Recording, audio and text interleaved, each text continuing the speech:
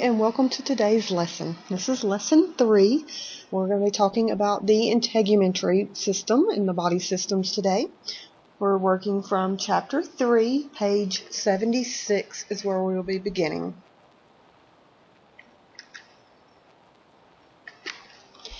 So simply put, the integumentary system includes the skin, the hair, the nails, and the cutaneous glands near the skin's surface. Main function is to protect the body from the environment, keep what's supposed to be inside in and what's supposed to be outside out. Other functions include communication. We sense pain, pressure, touch through our skin senses. Done a little through the nervous system also, nervous tissues. Also, another function is regulation of the body temperature. Our body works to try to maintain homeostasis, maintain our core temperature at 98.6 or so degrees. When the body gets too hot, it will respond by vasodilation, opening up the blood vessels. This allows the heat to kind of be dissipated.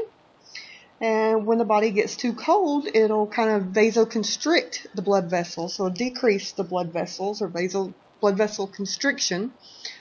And this helps to conserve heat in the body. Those cutaneous glands we talked about briefly, those are sweat glands and oil glands. But the sweat glands diffuse water through the skin, so if it's not super humid outside like it is in the south, usually, if it's not too humid, then when you sweat, that cools the body off. If it's really hot and humid outside, it's kind of ineffective to an extent. Excretion, again, basically this is done through perspiration, through sweating, is where those where those glands release the water, the metabolic processes of the chemical waste within the body. It releases those to the outside of the body. We sweat, and that helps to get rid of unwanted salts and water from the body. And then finally, the last function we'll talk about is the formation of vitamin D. So vitamin D is critical for the process of absorption of calcium for our bones and normal cell growth also. The production of vitamin D is an important function of the skin. Although we can obtain vitamin D from some of our foods, sometimes we need more. We need to be able to produce it. A form of cholesterol located in the skin, when exposed to the sun's ultraviolet rays, can be converted to vitamin D. So that's just another option for us to obtain some vitamin D.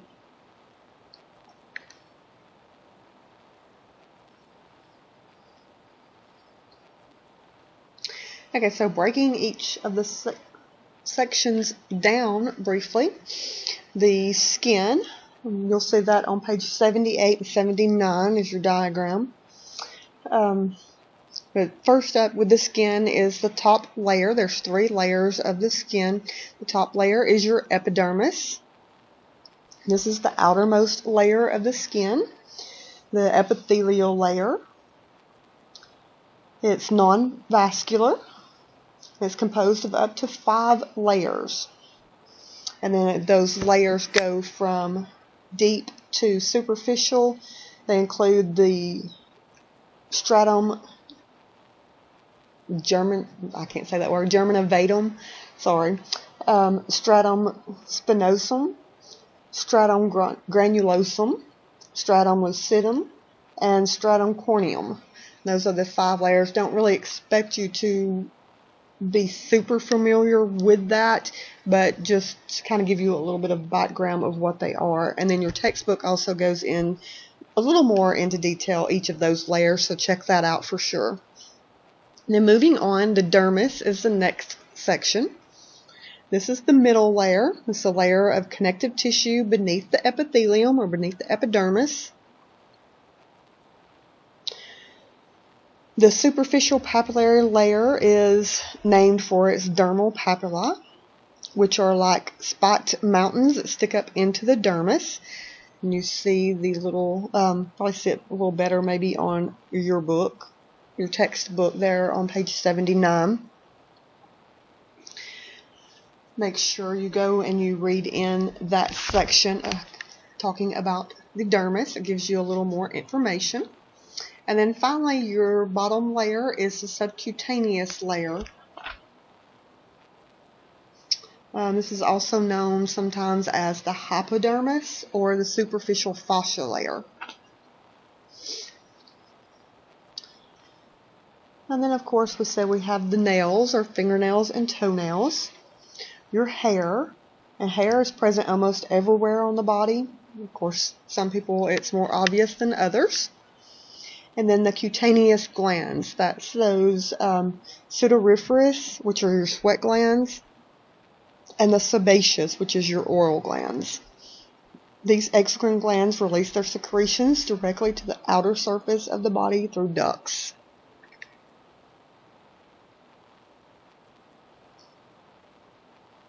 The effects of massage on the integumentary system. Massage is going to warm the skin, increase circulation of blood and lymph within the skin. It's going to make the skin more supple and more pliable.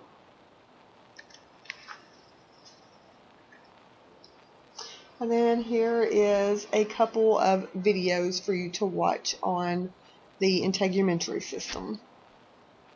I'll pause here, let you go watch those videos, and then you can come back and we'll talk a little bit about the pathology of the integumentary system.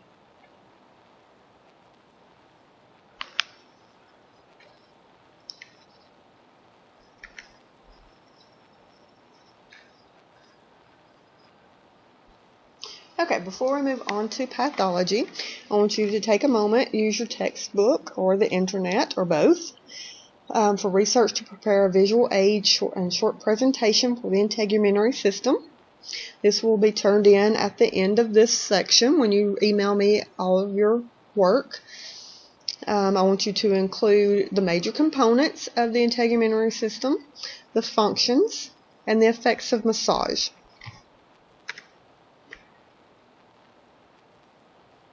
Now flip over to chapter 5, page 231, and we'll be talking about the pathology of the integumentary system. And I know it's skipping around in our book and stuff, but I really like to go ahead and discuss one subject or one system and then the pathology, what goes wrong with that system at the same time instead of going back and forth all the time. Or doing one whole class on it and then going back and repeating the class basically to get you caught up to where pathology is going to begin. So I find it easier to just go ahead and do both the physiology and the pathology at the same time. Okay, so 231, the integumentary system. With this, it's talking about different things that can go wrong with the skin. And the first one it gives us is open wounds or sore. These are caused typically from injuries. There's not necessarily an indication to do massage for an open wound or a sore. It's actually going to be contraindicated, and it's going to be considered a local contraindication. So you just do not massage that specific area. Types of open wounds and sores include incisions or cuts, lacerations or scrapes, abrasions, fissures, vesicles, pustules, and ulcers. And I want you to look each of those up and be familiar with what each of those look like. The manifestation of an open wound or a sore is blood or fluid leaking out of, or a crust or scab at the site of an injury. Everyone's seen a sore or an open wound, so I don't really feel the need to go into that too in depth. But I do want you to look those different types up. And I've included a chart here that shows you some of the different types, but I want you to look it up also so that you get a better understanding of what each of these are. Okay, so up first we have the macule. This is a flat, discolored spot on the skin with sharp borders. And you see right here, this little dot. This is what they're talking about. And there's another one here. Those are macules, also known as freckles. Our second one is a papule. This is a solid elevation without fluid with sharp borders. I'm so sorry. I just completely blew that. Solid elevation without fluid. No, that's what it says. Without fluid with sharp borders. The example of it would be a mole. Up next is a nodule or a tumor. These are palpable, solid, elevated mass. It's nodules with distinct borders or tumors extending deep into the dermis. An example of these would be a wart, would be an example of a nodule, and a large lipoma would be an example of a tumor.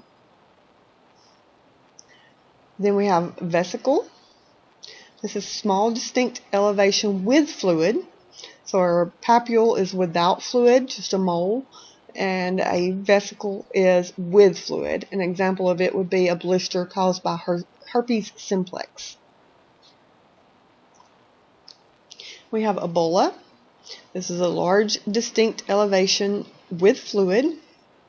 An example is a large friction or burn blister. A pustule is a vesicle or bulla filled with purulent fluid, with pus, basically. Examples are acne and carbuncles. Then we have the wheal. Some of us in the South tend to pronounce it a whelp. These are localized areas of edema, often irregular and of variable size and color. Examples are hives or insect bites, how the skin kind of wheels up. And we have plaque. This is usually caused by psoriasis or is a example of psoriasis. It's a larger, flat, elevated, solid surface. And we have some secondary lesions here. We have a scale, which is a thin or thick flake of skin varying in color, usually secondary to disquaminated dead epithelium. And an example of a scale is dandruff. Then we have a crust.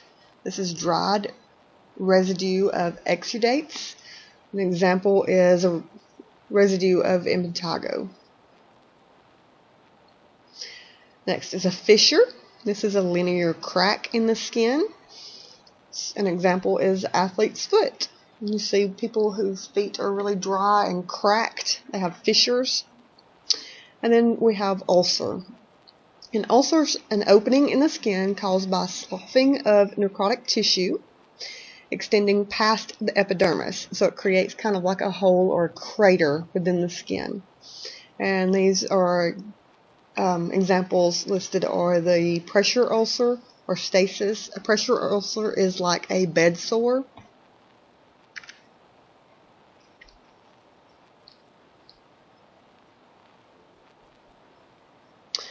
So moving on, we have acne, basically, is our next topic.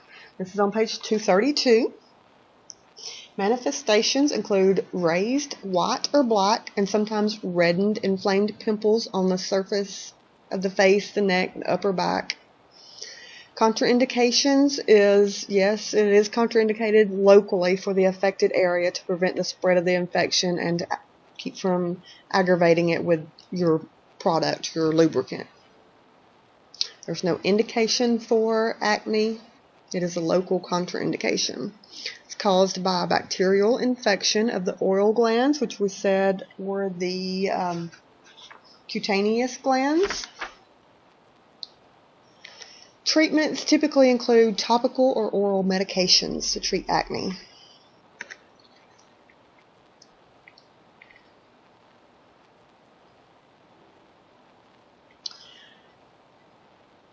Next up is talking about superficial scar tissue.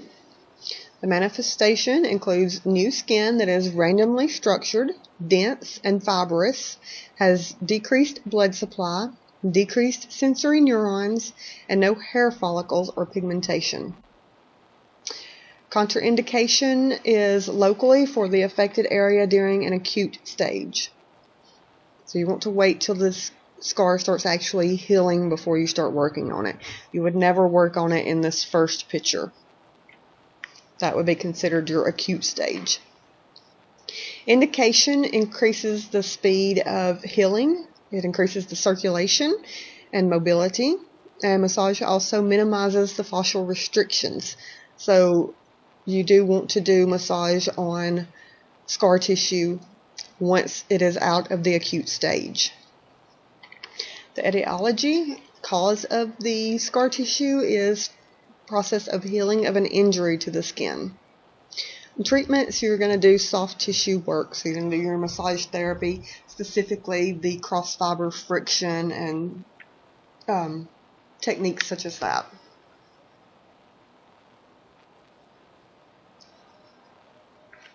Okay, fungal infections. Fungal infections are contagious conditions of the skin, can be caused by several types of fungi, and result in lesions called tinea. Fungal infections are recognized as red circular lesions and itchy patches that thrive in warm, moist places. Fungal infections are contraindicated for massage. If it's a small area that's affected, then it's just a local contraindication. If it's a large area, then you're not going to do the massage at all. It's going to be systemically contraindicated. Manifestations, we said, was the red circular lesions, itchy patches, typically in warm, moist places. The etiology is it's caused by a fungal infection or caused by a fungi. Treatments include topical fungicides or oral medications. And then a couple examples of fungal infections is Tinea curious, which is jock itch. Tinea corpus is ringworm. And then there's different dermatophytes, which are fungi that require keratin for growth and cause superficial infections of the skin, hair, and nails. And jock itch and ringworm are also examples. And then here's a couple of pictures of those.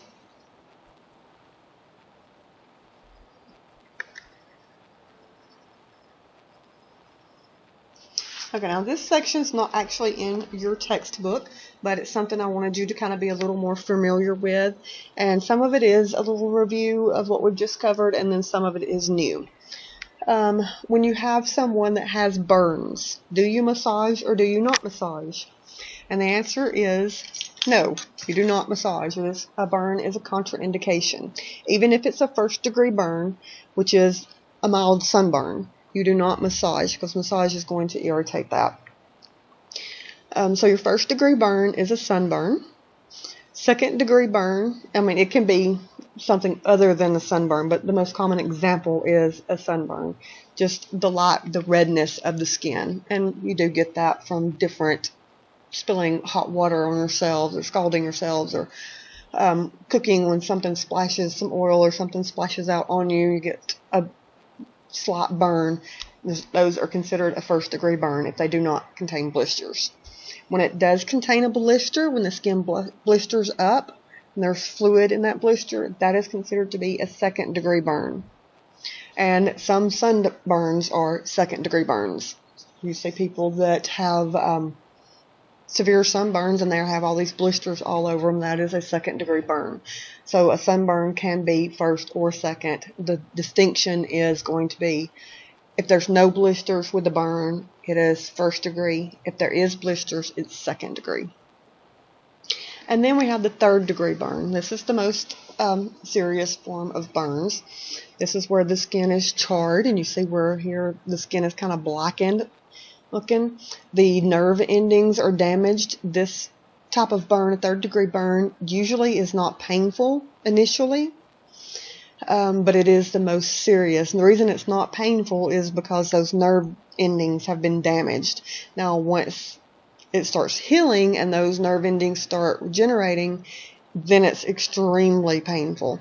But at the actual incident, the part that does have the third-degree burn will not have filling in it.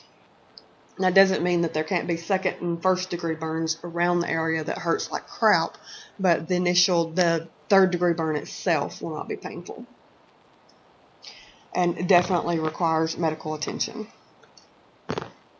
And of course, if you have anyone that comes in with any of these burns, you do not massage that area.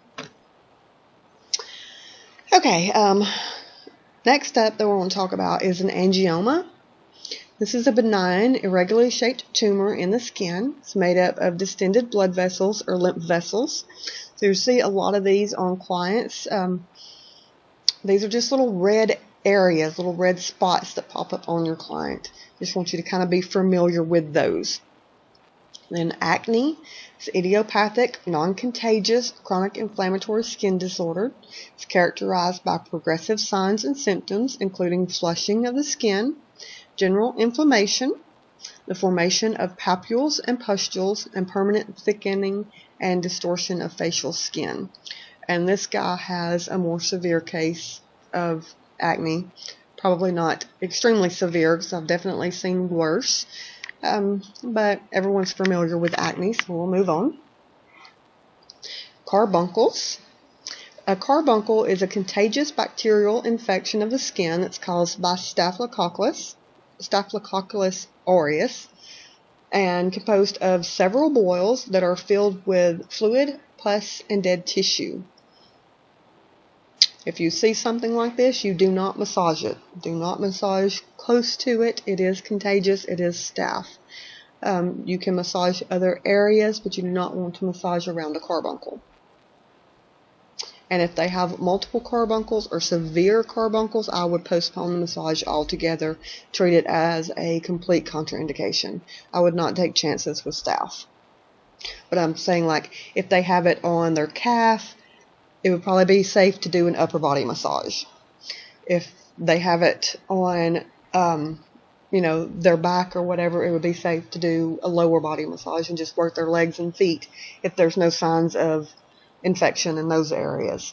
But I would stay pretty clear of any type of staph infection. Okay, cellulitis. Cellulitis is an infection of the deep subcutaneous tissue characterized by redness and tenderness. This person has cellulitis of his lower leg, or her. So anytime the skin is red or inflamed or you're not sure about it, just don't massage it. Don't take a chance of causing more damage to them or you catching something. Contact dermatitis is a condition resulting from a simple irritation due to an allergic reaction or from prolonged contact with irritating substances.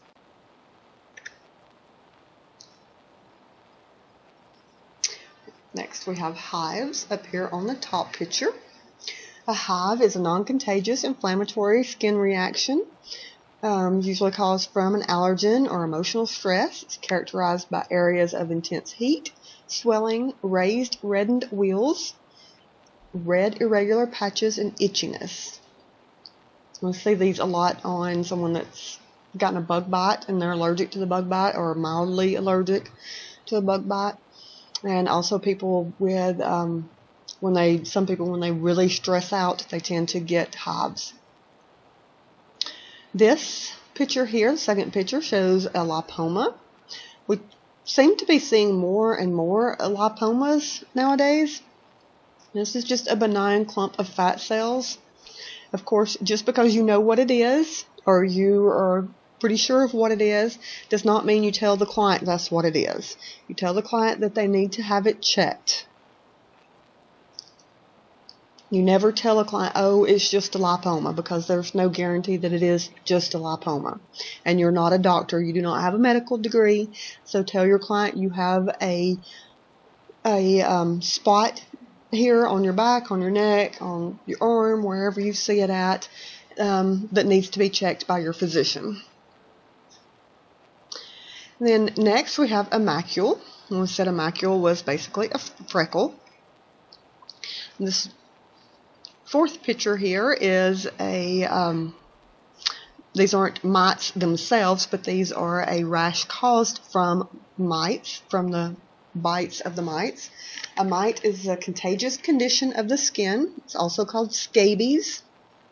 It's caused by tiny animals that live in warm, moist skin areas. They drink blood, they defecate, urinate, and lay eggs, leading to an itchy allergic reaction in most hosts that can cause scratching and potential for secondary infections. Do not massage someone that has scabies. You will catch it. Then we have a pustule. Basically, a pustule is a zit. It's a small bump on the surface of the skin that contains fluid or pus.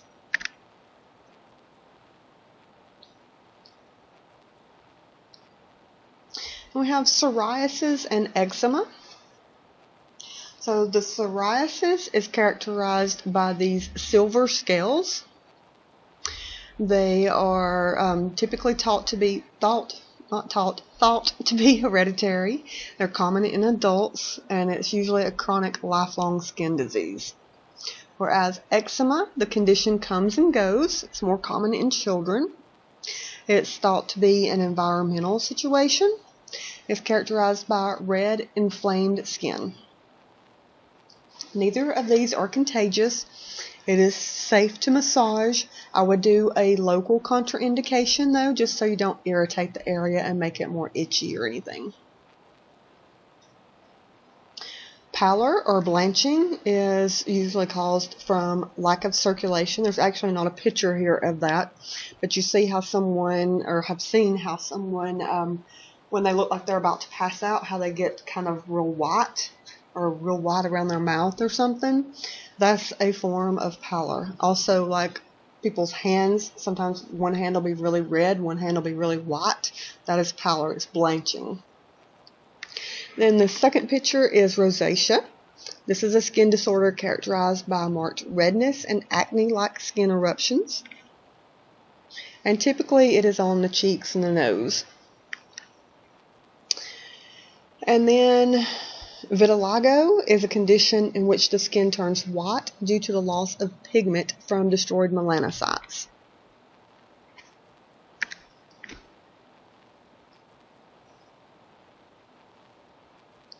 So that's it with the integumentary system for today. Read your textbook, study it, make sure you know all terms in both the sections on integumentary system from chapter 3 and from chapter 5, and turn in all your coursework and take your quiz, watch your videos, and we'll see you with the next lesson.